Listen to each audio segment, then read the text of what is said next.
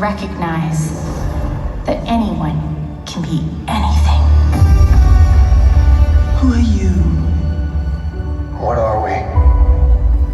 What do we stand for?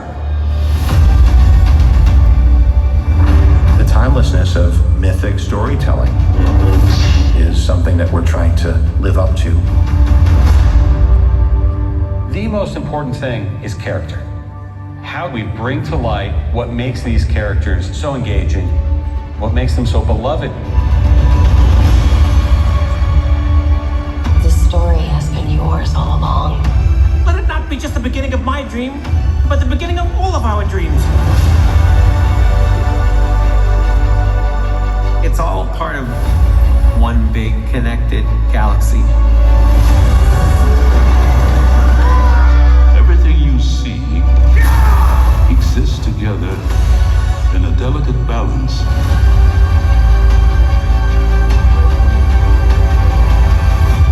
We keep moving forward, opening up new doors because we're curious.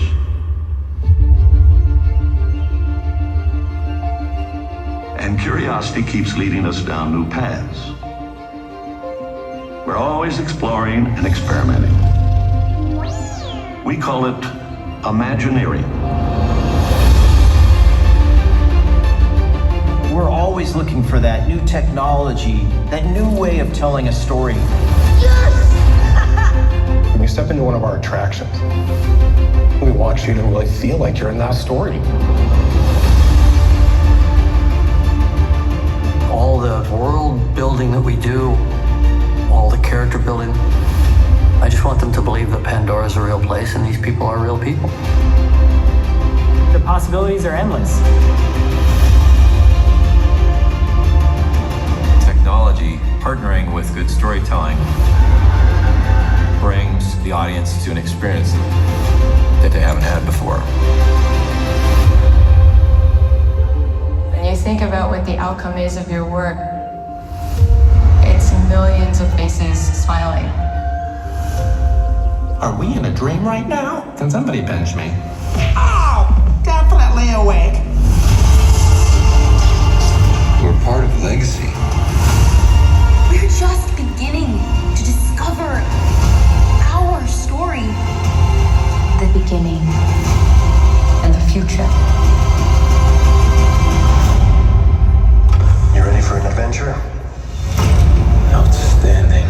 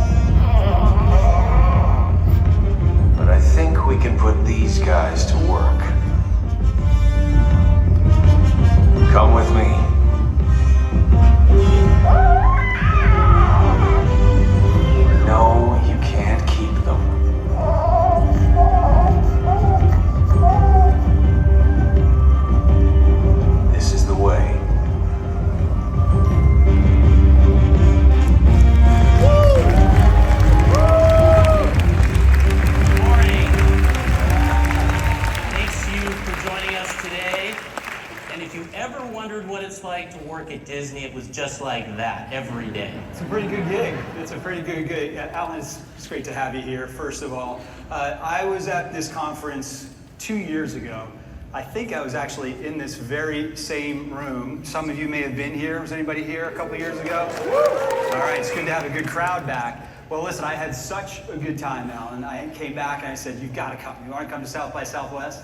And of course I said yes. We're really proud of the creative collaboration we have at Disney, and it starts with great storytelling. We work with the best storytellers to dream up new worlds full of heart, fun, and imagination. Yep, and then what we do is we invite you all to explore these worlds in so many different ways. We do it in theaters, or we do it on your television at home. Sometimes we go to Broadway. We do it around the world. We've got 12 theme parks. 12 theme parks. We have sailing ships on the open seas. We have the Disney Cruise Line. We do this through games. We do it through books. We do it through toys, and even well beyond that. We truly have something for everyone, with so many ways to experience it. This helps us have strong connections with our audience, which is so unique to Disney. Right, and then these connections, they're powered by cutting-edge technology. And we're constantly developing new tools that allow us to tell our stories in even more compelling ways. In a seamless blend of art and science, we take directly from our founder. Our founder's Walt Disney. He was our original visionary and innovator. Now, this quote from Walt, I think it really says it all. "I can never stand still. I must explore and experiment, and I resent the limitations of my own imagination." And I think there's something very South by Southwest about that. I appreciate Walt's sentiment because it speaks to his passionate curiosity. And that's something he passed on to the generations of storytellers in our company who followed him. I love that Walt quote. It's hard to believe that just a few years ago, Disney celebrated its 100th anniversary. It's a powerful legacy that we're fortunate to be part of. And now this year, we're getting ready to hit another major milestone. This is the 70th anniversary of the Disneyland Resorts, the theme park that literally changed the world. And it's a place that's near and dear to both of us personally.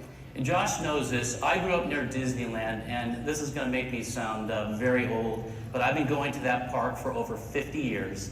And it's been amazing to see it grow and change during that time, with the addition of PIXAR, the Avengers, Star Wars, and in the future, Avatar. Yeah, there's been a lot that's been added. I visited Disneyland for the first time when I was just 10 years old, and then all these years later, now I'm not going to say how many years later that is, I can still remember what it felt like to be there with my family the first time. Disneyland is an incredibly special place. It's our original park, and it's the only one that Walt physically walked through during his life. When he began working on this new venture in the early 50s, there really wasn't anything quite like it at this point. So to turn this dream into reality, he went to the people that he trusted most. He went to his storytellers. And he reassigned a small group of animators from the movie studio to design this new experience and bring these stories to life in whole new ways.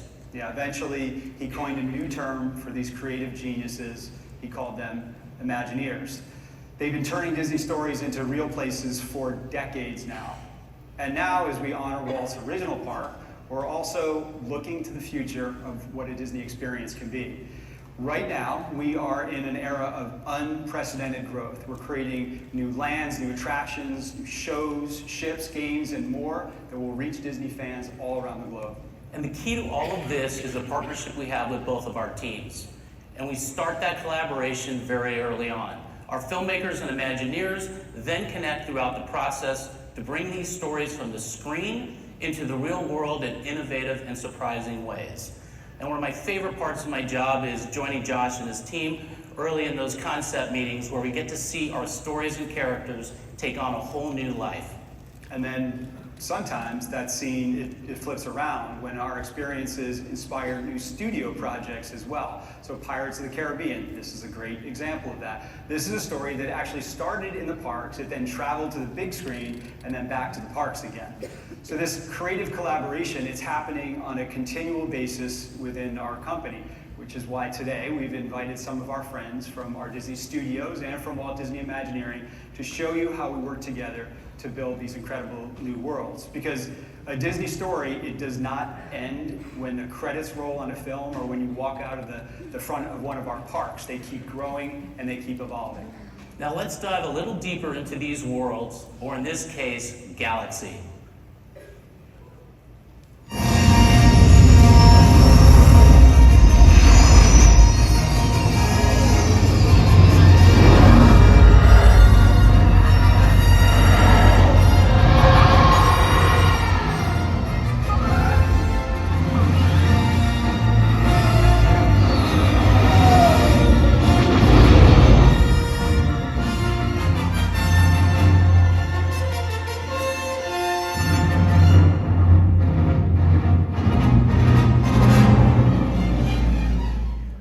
Josh, I know we're both huge Star Wars fans, and it's clearly one of the greatest franchises in the world.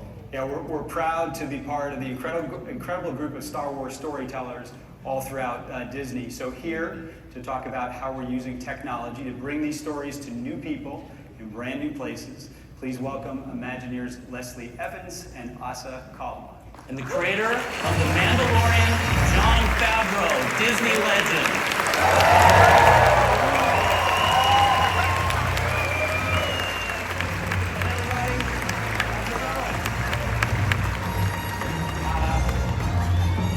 Jon Favreau, and my job is to play with Star Wars toys on film sets. And I'm Asa. And I'm Leslie, and we get to play with Star Wars toys in our parks around the world, like our BX droids here. All right, hey, let's power down for a minute. Keep it calm. Okay.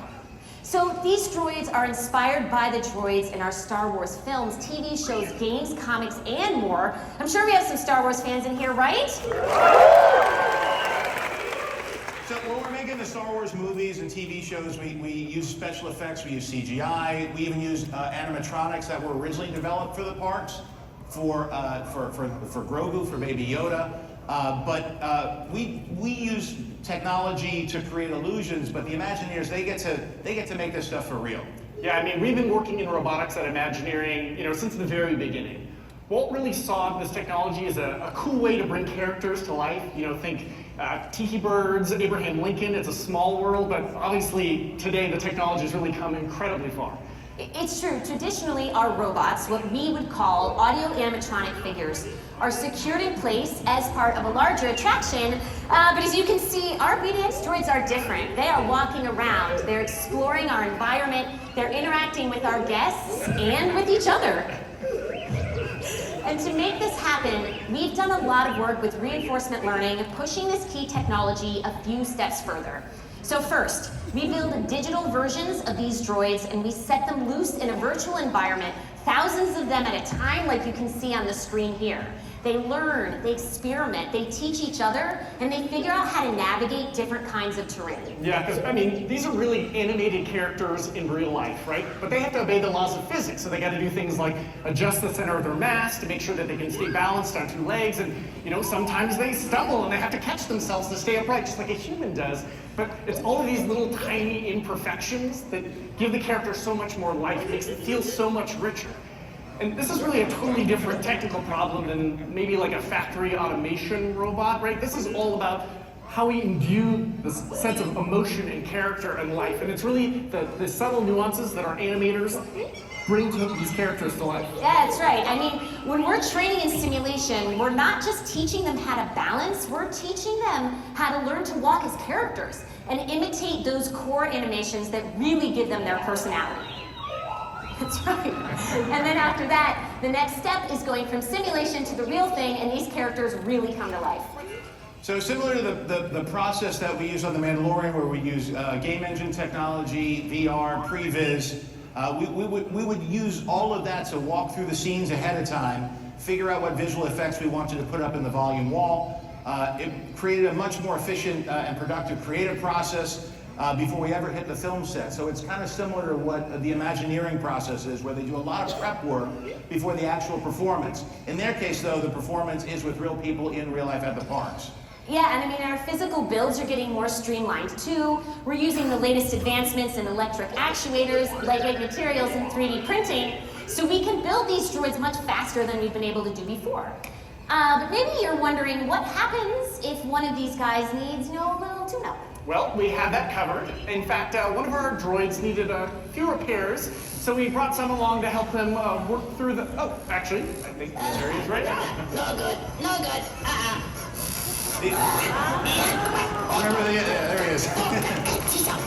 So these are the Enzellans, right? And J.J. Abrams first came up with them for the Rise of Skywalker. We used them in the Mandalorian show.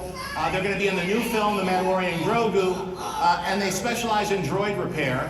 And this little guy's name is Otto. Yep. Is that him? Yeah. So Otto's he's a little bit obstinate from what I heard. Yeah. Whoa! What language? This is a family show. Oh my gosh. Oh, I got one running here. So, as you can see, our droids are always on the go, which is why I'm so thrilled to share that later this year they'll make visits to Tokyo Disneyland, Disneyland Paris, and Walt Disney World. So be on the lookout. All right, everybody, time to go. Let's move it. Hey, you too. See you go. guys. Come on, guys. Gotta go, guys. Everybody give it up for Leslie, our beauty expert. Thank you, Brad. So when you work at Disney, you get to go to Imagineering, and there's like a little laboratory where they're working on all the top secret stuff. And I saw the demos of this and everything that you saw here. It amazed me, really, because on the one hand, there's a lot of reinforcement learning, as you said, teaching them all the physics. But what I really like, since the beginning of the way technology was used at Disneyland, is there's this storytelling and human performance and puppeteering behind it. And so it's still keeping that human storytelling alive, which I think is what I connect with most at Disneyland. And we're going to be working together on other things too, right? So we have, sorry. We're going to be working with them again because as I visited the Imagineering and saw them, I thought it was a great opportunity to use them, not just in the parks, but in the movie. So we brought some photos here from the film set of Mandalorian and Grogu. So there they are on the set. They're great performers. They were wonderful, and they fit completely in the world of the filmed entertainment as well as they do at the parks at like Galaxy's Edge. Now, taking Mando and Grogu from TV to the movies and taking it from the movies to the parks is part of the fun of working with a company like Disney where all of these different departments interface. Yeah, and we're super excited that we're going to be updating Millennium Falcon Smuggler's Run both at Disneyland and Walt Disney World with a brand new mission inspired by your characters, Mando and Grogu. And for any of you who haven't had the opportunity to ride this attraction, you get to step into the most iconic ship in the galaxy, go into that cockpit, strap in, and get to crew the ship on an amazing adventure. And we're really excited to now being able to tell a brand new story built around these characters. And it's going to debut the same weekend that the film does, which is Memorial Day 2026. Yeah, and this really all goes back to what Alan and Josh were just talking about, the incredible collaboration between our teams.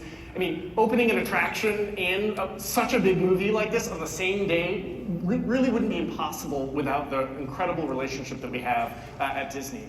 And you know, John and Dave Filoni have shared their story of the film with us, and we've all worked together on a brand new mission for Smuggler's Run that really sort of hooks into this narrative.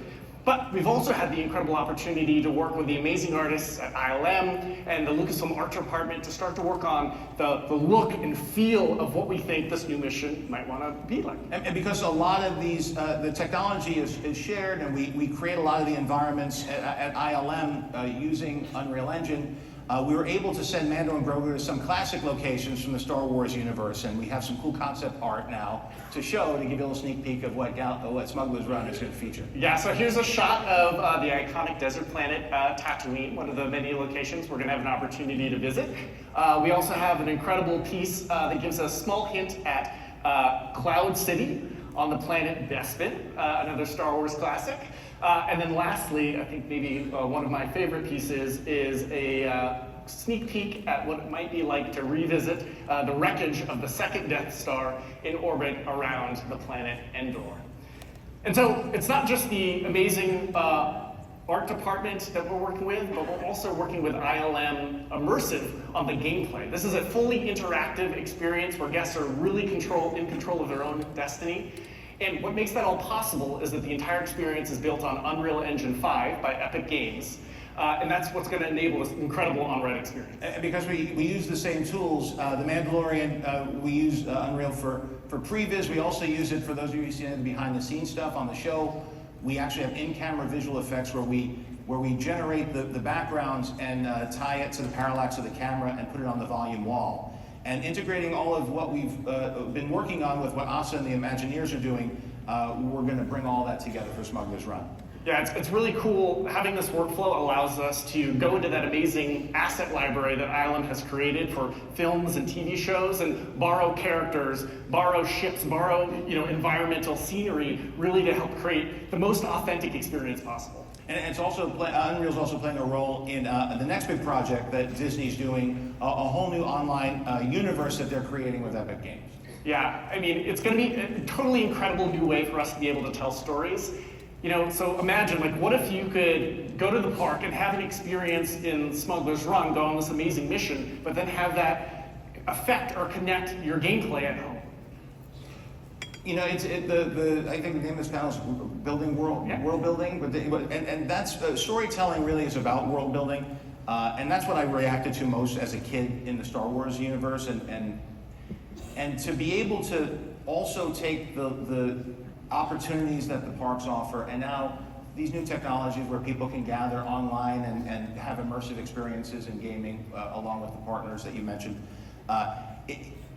To me, as a storyteller, it's so wonderful to be working in one area and realize that you have so many other different departments that are all working towards the same goal, and then collaborating early on so that you can try to do things in a new way while still delivering the classic experience on the big screen.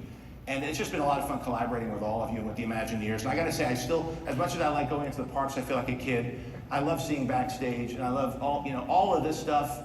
You realize that there's a lot of technology, but at its heart, these are all people who have passion for storytelling. And I think that that's what draws us all together and allows us to collaborate.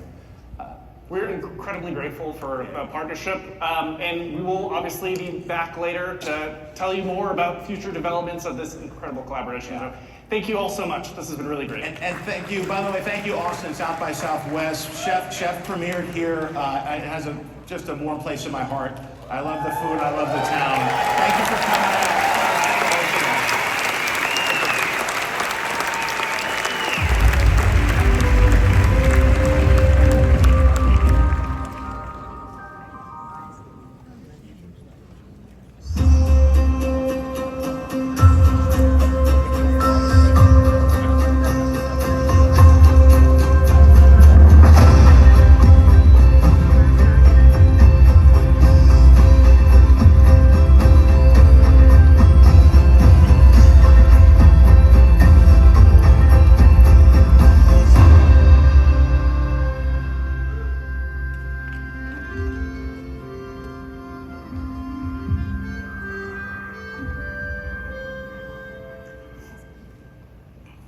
The team at PIXAR has been dreaming up iconic worlds for almost 40 years.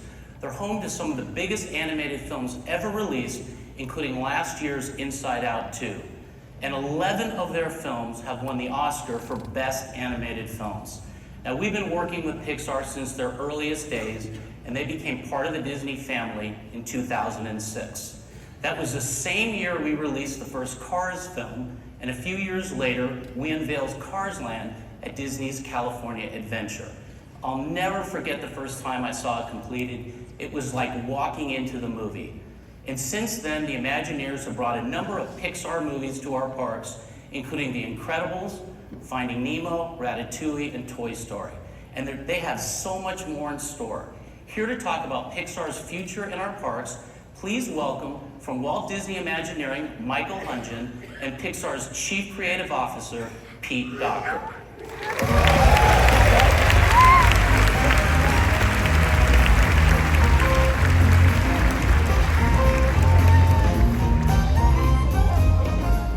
Thanks, Alan. It's great to be here. And hello, South by Southwest. How are we doing? Yeah, as Alan said, we at PIXAR have been working with the Imagineers for a long time on creating these incredible experiences all over the world. We're such fans of the parks. We even kind of use it as a test for ourselves as we're coming up with the sets and environments. We kind of ask ourselves, is this somewhere I'd want to go if they built it at Disneyland? And not that we expect you guys to build everything that we try, although, you could consider that a suggestion. It really does help us remember that the worlds that we're building need to feel like somewhere that you'd want to hang out and go to. And there's a lot of keys to that. But one thing we rely on a lot at PIXAR, and I know you do as well, is specificity. Getting to know all the little details and getting those right. That's how we build authenticity into our worlds. It really has to feel real because that's what allows you to believe in the story, which brings me to Michael here.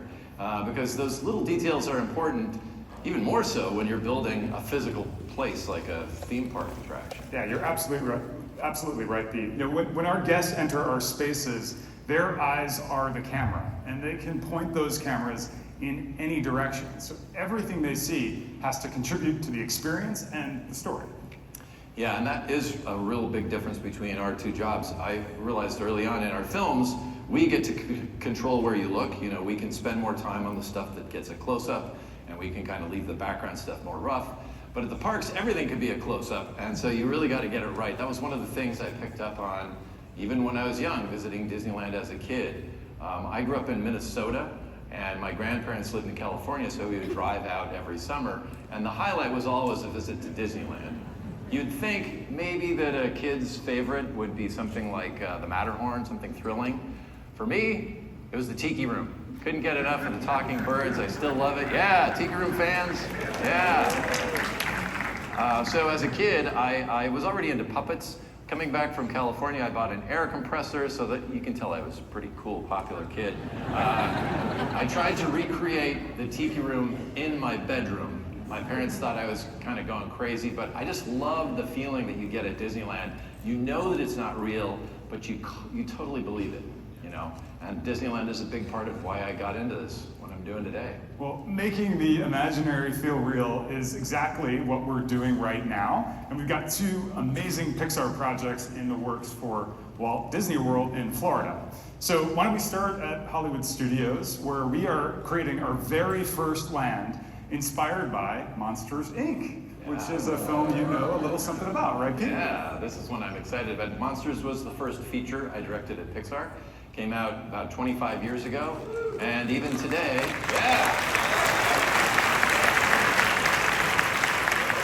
it's wild. People will come up to me and go like, I grew up on that film, and now I'm raising my kids. And I'm like, great, you just made me feel old. But it's really cool. It's multi-generational, and that's really exciting. And that's why we're inviting guests to visit Monstropolis. It's the perfect fit for our theme parks. And we're creating something that everybody in the family can enjoy. And that includes this brand new signature attraction.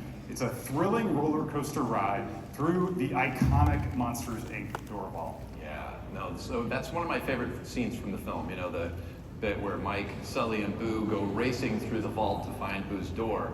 And I swear to you, here's how it went. So we were like, okay, if monsters have access to kids' rooms through the closets, where do they store them all? Well, maybe there's some giant vaults. Yeah, that's good. And what if there's like an overhead track that delivers them? Great. You know what? That would make a great Disneyland ride.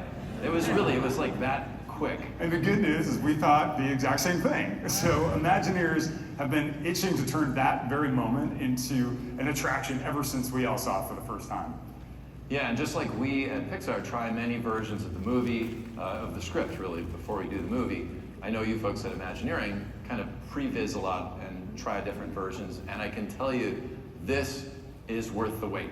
What you're gonna see here, you remember how the doors in the door vault, scare floor, they attach the doors to these machines that then whiz them off into the vault. This scene is one of our favorites. And that's the scene that we're actually going to bring to life. And when we turn that experience into a ride, we can't use the traditional lift hill where you kind of click and clack up an incline. It's not going to cut it. So that's why we're going to do this. That's an automatic of our coaster's load station. Now our coaster is a suspended coaster, and you'll actually hang below the track. And then, just like the doors in the movie, the train will lift straight up into the air before zooming off into that iconic vault. We have never done anything like this before. It's Disney's first suspended coaster. It's our first vertical lift. And we're designing this experience to be as memorable and as fun as the film itself. So we're just so excited. Well, I can tell you, everybody at PIXAR is really jazzed about this. It's like a dream come true.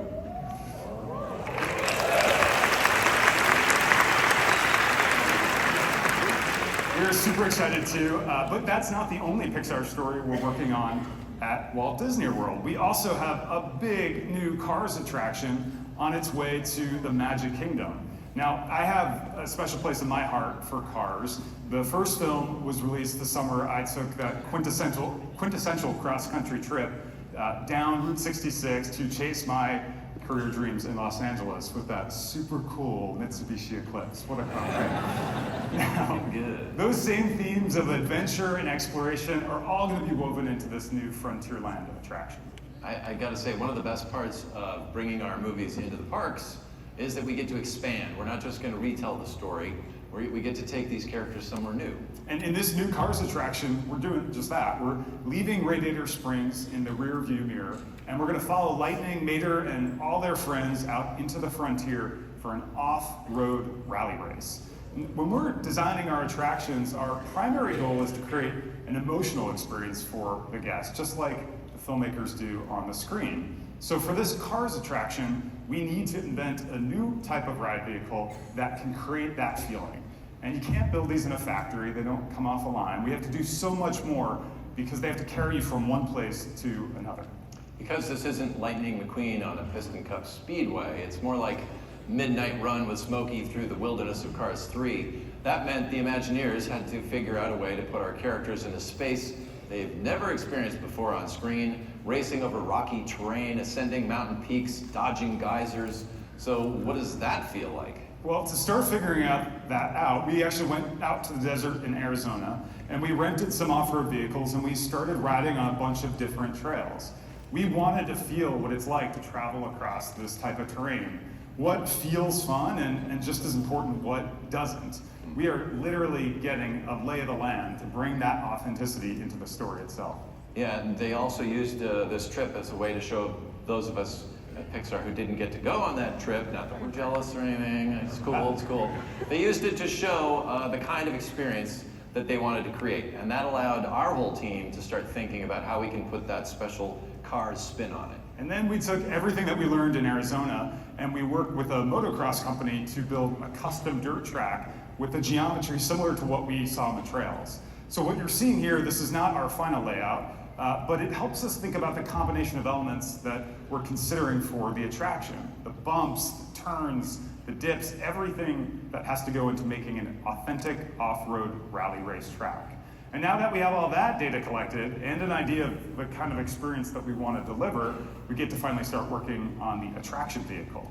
So here is an early look at the model. Think of this as more of a three-dimensional sketch we use as a proof of concept. We want these things to feel like they jumped right out of the screen of the world of Cars. I mean, Lightning and Mater will be there for sure. Here's some sketches of some of the other characters you may meet.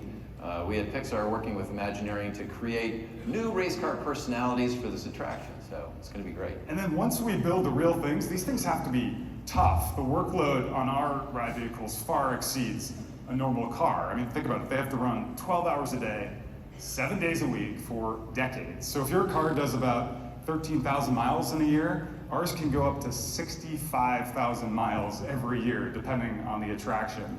And on top of that, we're running it on this really rough terrain. Sounds like commuting in Los Angeles. Up and down, up and down, up and down. Our next mock-up was to put a test car with customized suspension out on the dirt track. And this helps us figure out how we're going to build the suspension for the actual attraction vehicles. All these tests allow us to know how they're going to react to the terrain and how we turn that feeling that we want to create into real-world engineering. And so now we're taking all of that input and we're actually about to go out and build the ride vehicle. It is such a great and exciting time for us. So speaking as someone who built robotic puppet birds in his bedroom as a kid, it is such a thrill to be part of this. It's like I said at the beginning, specificity is key, and you can see the level of detail the Imagineers are going for here. Now imagine that applying to everything, every part of the attraction. That is the goal. That's the standard that you guys set. And we're proud to work alongside Imagineering for these many years to really try to bring our movies out there into authentic PIXAR experiences. We are so lucky to work with all of you at PIXAR and grateful for the partnership. And we can't wait to share more about all this great work coming to Walt Disney World in the future. So thank you for having us and thanks for being here. Yeah, thanks so much.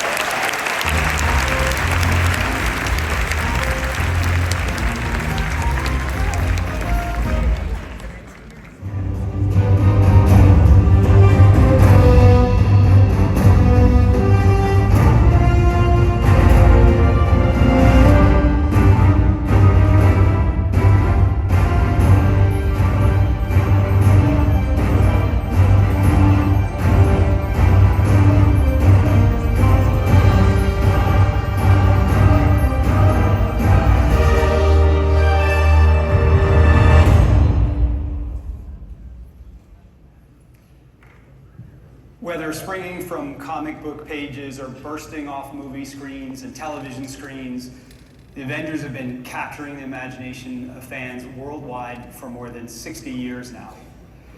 Recently, we've brought Earth's mightiest heroes to life in all new ways at Disney parks.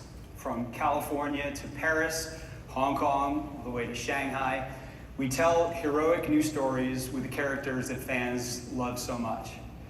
Now, I've had the privilege of working on several of these projects with our Imagineering team. And it was during the development of our original Avengers Campus for Disney California Adventure that I had, I think, one of the most memorable meetings of my whole career. Now, I've told this story before because it's one of my absolute favorites. The Imagineers, they pitched me an idea to launch a robot 60 feet up into the air, no wires, no strings to attach, and then they were going to catch it in a net so that it would look like the real Spider-Man was actually swinging through the land. Now, we'd never done anything like this before, not even close. But we went with the idea because it would present that iconic character in such an authentic way. And it turned out absolutely great. As you can see, it really does feel like Spidey is swinging through the land. Now, spoiler alert, we've got a lot more in store for Avengers Campus in California. And here to tell you more, please welcome the President and Chief Creative Officer for Walt Disney Imagineering, Bruce Vaughn, and the President of Marvel Studios, Kevin Feige.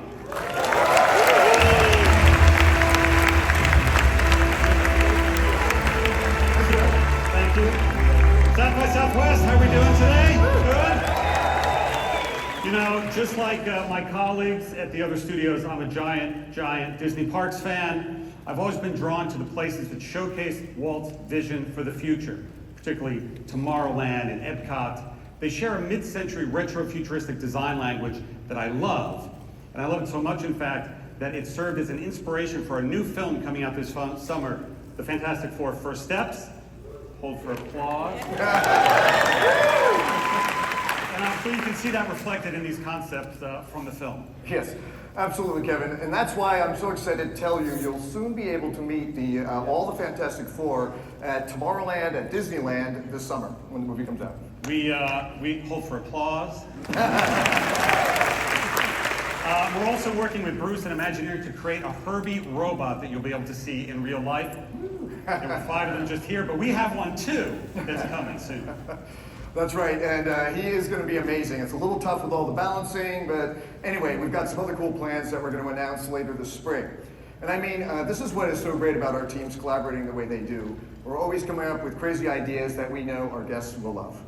It's that kind of thinking that spurred us to create not one, but 2 Avengers campuses. The first one in California, the second one in Paris. And I've been so impressed with how the Imagineers infuse them with the personality of all of our characters, whether that's helping the Guardians of the Galaxy escape the Collector in California, or taking flight with Captain Marvel and Iron Man in Paris, or fighting alongside Ant-Man and the Wasp in Hong Kong. Indeed. And now we're about to do even more.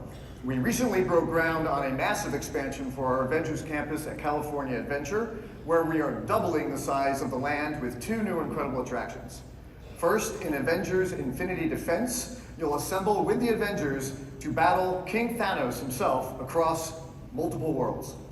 And our guests will also be joining Black Panther, Ant-Man, Hulk, and many of our other favorite Avengers to save the universe once again. It is, I think, by far the largest collections of heroes we've ever put into one attraction. And as Bruce said, it all leads up to a huge battle with King Thanos. I think you guys are going to love it. Yes, and from what I've seen so far in development, it's already amazing. Our second attraction is called Stark Flight Lab. Here, we're taking you inside Tony Stark's workshop to experience some of the new tech he's been developing. Now, Kevin, we're bringing some powerful personalities to life in these attractions. So as you know, it's very important we get the tone just right. Who better to get the tone just right than the man who helped bring Tony Stark to life, ladies and gentlemen, Robert Downey Jr.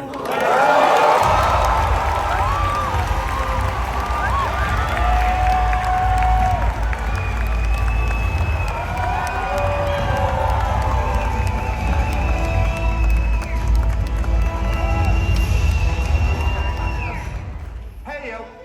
What's up? I gotta tell you, I'm digging this wild wild blend of art, science, and culture that South by Southwest has become. Join us jumping! It's a place to be! Robert, it's always good to see you, and this time we didn't even make you wear a mask. Oh yeah, right? I'd happily have obliged. I couldn't be more excited by the upcoming gig. Yes. New mask, same task, a little Doom action, but we're not here to talk about that today. I'm counting down the days to 2028, which will be the 20th anniversary of the MCU, which he created with my serious assistance. Well, Iron Man in 2008, the film that started it all, and that movie, and your performance as Tony Stark, set the path for our entire cinematic universe. And from that earliest screen test all the way through to his final scene, 10 different movies, 11 years. What's been fascinating is not just how he's defined the character, but to see the impact Tony has had on you. Oh my God, well, it is the gift that keeps on giving. It's 17 years of being associated with an iconic superhero, but it's the message he represents that's what I'm grateful for, because Tony opened my eyes wider to the power technology has to impact the world for good, and that's something I'll carry with me the rest of my days. So thank y'all for making it happen.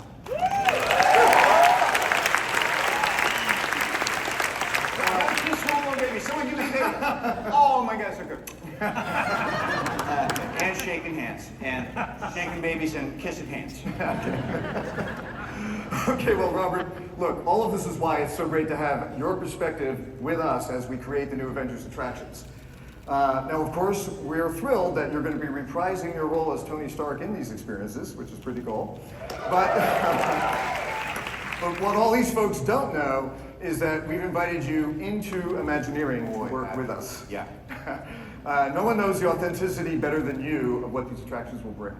And we need your help. Well, but what I didn't know was how stealth and exclusive the WDI, Walt Disney Imagineering HQ was. You want to talk about a closed set? It's the Area 51 fun. That's how I describe it. True, 100% true. You would know.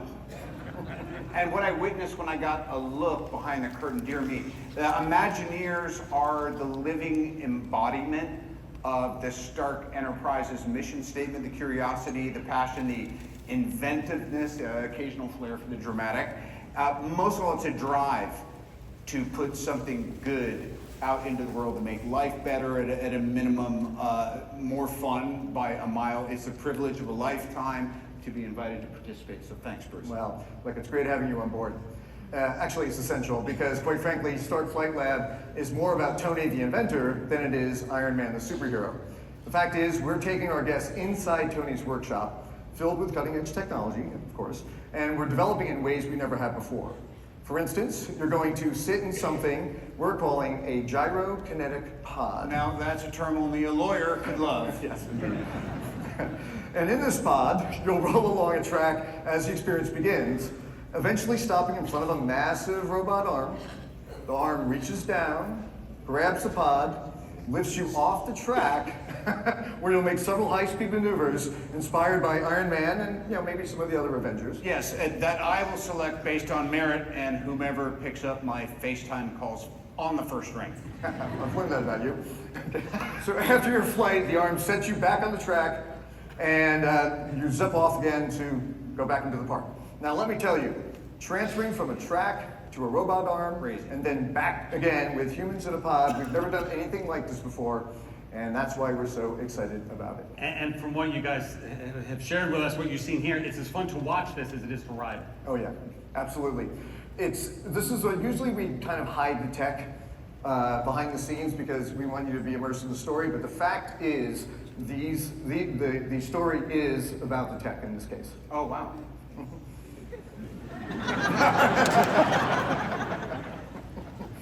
You want to roll down to my next line? Can you believe this? I mean, I'm up here, it's like different. We'll talk later. What's crazy is when I first saw it's this massive articulating arm, and it reminded me of Tony's workshop robot from the films. You remember in the films he had Dummy and Yui, he had these two robots in his lab. So Dummy was a character. So I talked with Bruce and the team about how we could make these robot arms feel like they're thinking, feeling, responding, perhaps a bit eccentric. Without the fire extinguisher. Well, maybe without that. Maybe. In any case, we love this idea so much that it's already baked into the attraction. In fact, we recently, to achieve this, we brought in some dancers and choreographers into our studio to help us imagine how this kind of line of robots would come to life. So we're using motion capture cameras to create a virtual mirror for our dancers so they can see themselves and how the robots would move. As they made these motions, they could see themselves, and also we were able to take that data, which looks kind of crazy right here, but it was incredibly helpful to us. We took that data and we actually put it into the format of the robots, which allows us to put what we call the emotion into the motion. And obviously we'll go to any lengths to achieve this. We've already started incorporating some of these movements into our early ride mock-ups. There's a long way to go, but we want to make these robots feel as lifelike as possible, just like Tony's. Yeah, and honestly, from what I've seen, you're well on the way. It's like next level future tech made real. That's why even after we finish with Flight Lab, I want to stay involved for the long haul. I want to be part of the future that Bruce is building at Imagineering. So this isn't a one-time deal. And I say this with all the humility I can muster. You need more me. I agree. Unfortunately, I think we know some people who can help make that happen. Josh, now here it comes. You don't have to ask us twice. Oh, good. Anytime you want to come over to Imagineering, you are welcome. Tony Stark lives on forever with us. Fantastic. So that is verbal confirmation. It's binding. I thank you for stating it in the 2,000 witnesses.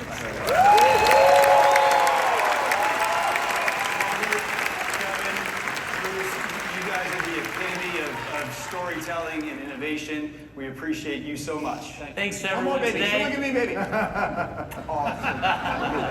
Thanks, everybody. Thanks for being here, everybody.